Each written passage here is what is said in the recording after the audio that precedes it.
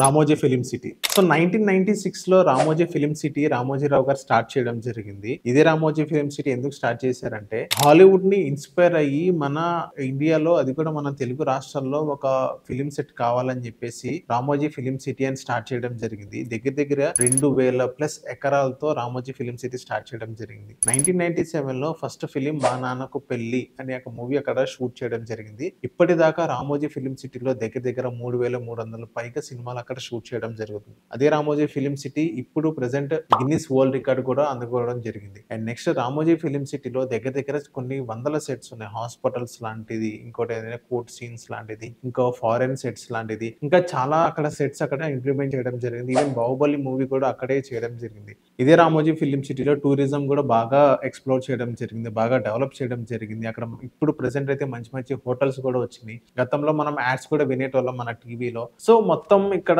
చూసుకున్నట్లయితే ఒక మూవీసే కాదు, ఒక టూరిజమే కాదు, ఇంకా చాలా అక్కడ ఇంక్లూడ్ చేయడం జరిగింది. అదే 2000 ఎకరాల్లో. అండ్ నెక్స్ట్ ఇప్పుడు రామోజీ ఫిలిం సిటీ దగ్గర దగ్గర 1200 మంది దాన్ని మెయింటైన్ చేస్తున్నారు. ఇంకోటేంటి 8000 మెంబర్స్ ఫ్రీలాన్సింగ్ స్టాఫ్ అనేది అక్కడ మెయింటైన్ చేస్తున్నారు. సో మీరు ఎప్పుడైనా హైదరాబాద్‌కి వచ్చినట్లయితే రామోజీ ఫిలిం సిటీ ఖచ్చితంగా చూడండి.